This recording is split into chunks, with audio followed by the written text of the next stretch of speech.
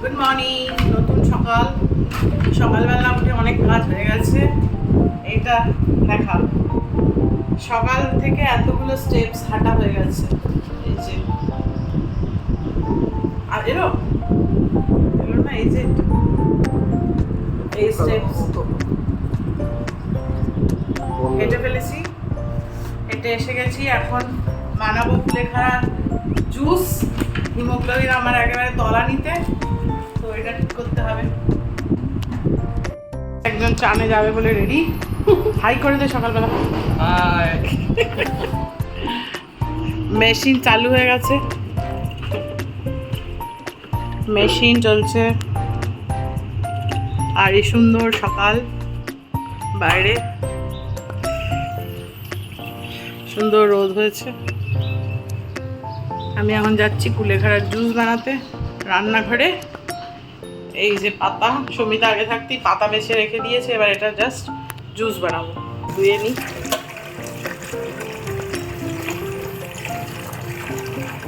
শাক পাতা এগুলো ভালো করে ধুয়ে নিতে হয়, নাহলে পেট ব্যথা করতে পারে। মাটি ফাটি থাকে অনেক রকমের, এর জন্য ধোয়াটা খুব ভালো করে দরকার।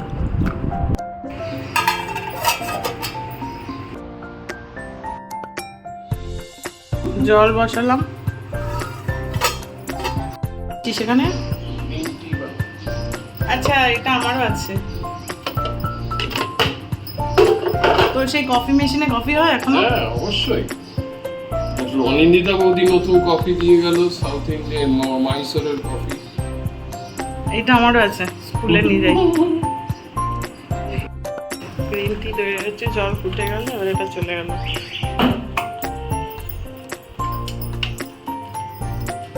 আমার এখানে জল ফুটছে, পাতা রেডি।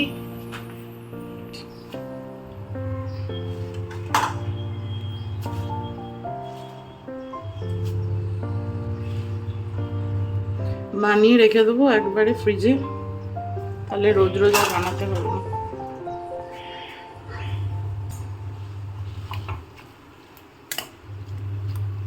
এবার এটা ফুটবে, আর একটু জল গরম দিই।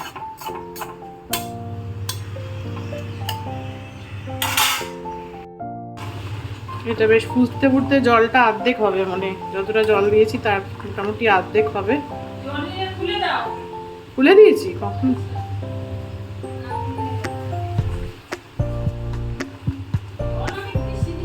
আমি দিয়েছি কেন কি, এটা অনেকটা পাতা, তাতে রেখে দেবো বলে, ফ্রিজে রেখে দেবো বলে। এক গ্লাস মতো এখন বের করা হয়েছে।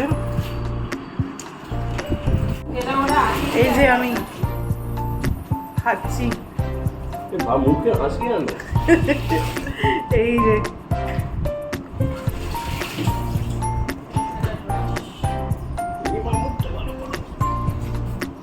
জীবনে কখনো ভেবেছি এইসব খেতে হবে? এখন এই ঠেকায় পড়ে এইসব খেতে হচ্ছে। কুলেখাড়ার রস, রক্ত বাড়ানোর জন্য। খেয়ে দেখ না, একটু খেয়ে দেখ। একটু খা, এটা নাকি যৌবনও বাড়ে। হ্যাঁ, কোথায় দেখলাম একটা যৌবনও বাড়ে। থেকে জলটা বের করে দিচ্ছি। আর এই যে শাকটা, এটাকে ফেলে দেবো কেন, তাই ভাবলাম শাক বানিয়ে নিই। এখানে পেঁয়াজ, রসুন, কাঁচা লঙ্কা আর টমেটোটাকে কেটে নেবো। সর্ষের তেল,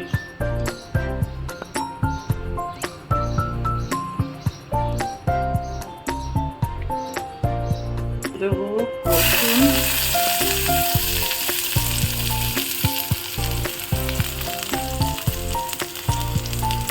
কাঁচা লঙ্কা।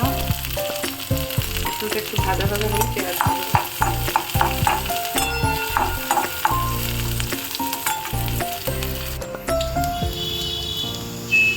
দেবো। পেঁয়াজ,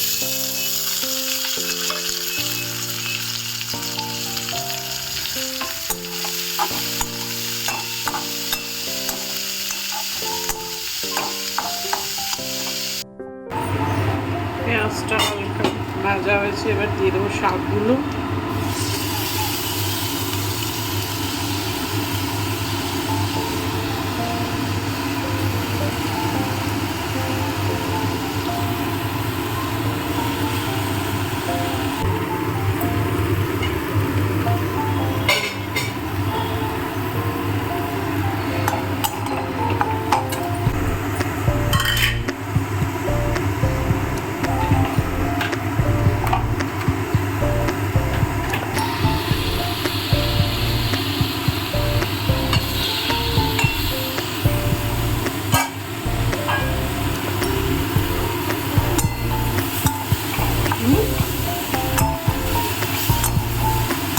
আমি যা যা নিচ্ছি আমি সব ধুয়ে রেখে দিচ্ছি।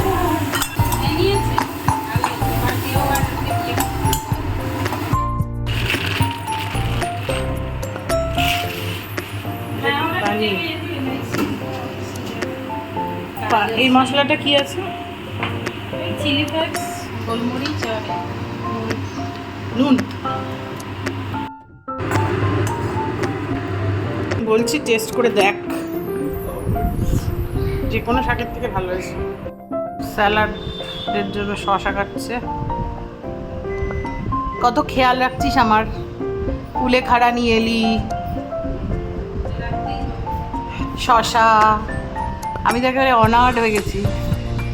সৌমিতা দিকে বানাচ্ছে ইডলি। এই দেখো কি দারুণ ইডলি। এই ইডলির ভেতরে আবার কিছু আছে না, পনিরের স্টাফিং, কিন্তু আমি কি ব্যাটারে করলি ওটা দেখলাম না।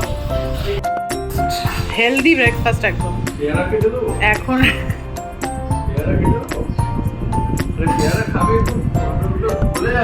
খাবো পেয়ারা, এখন না, পরে খাবো।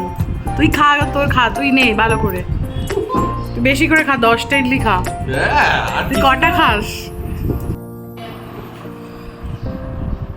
এখানটা দেখো। আও,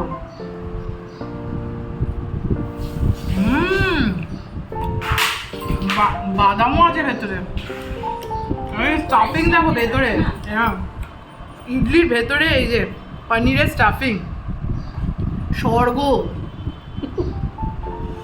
ওয়াও, গরমের থেকে ঘুরে এসে এই আম পান্না, এর থেকে ভালো আর কি হতে পারে? হোমমেড আম পান্না।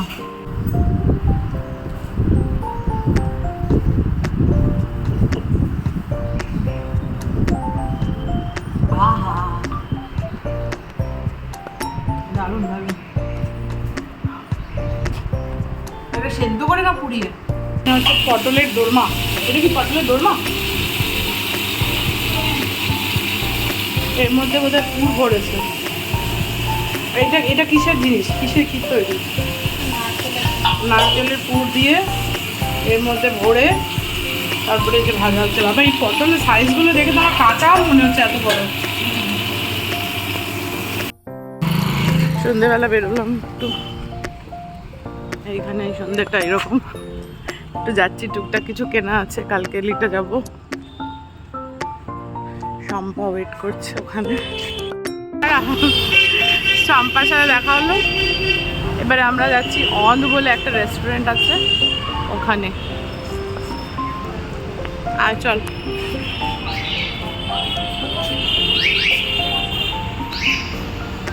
চল ঢোক। দুজন দুজন।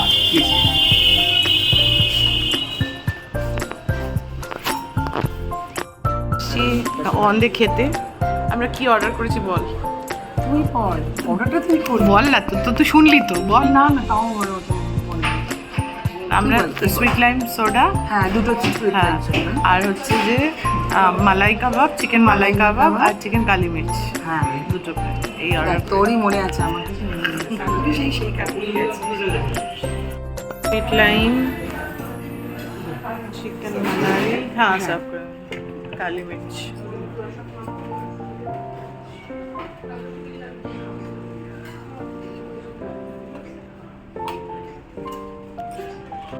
এরপরে গেলাম আমরা আমাদের এক বন্ধু সুমিতের বাড়িতে, ওর সাথে দেখা করতে। ও একটু অসুস্থ ছিল, তাই তারপরে আমার ওর সাথে আর দেখা হয়নি। ওই জন্য শম্পা বললো চল আমরা তাহলে একটুখানি ওর সাথে দেখা করে আসি।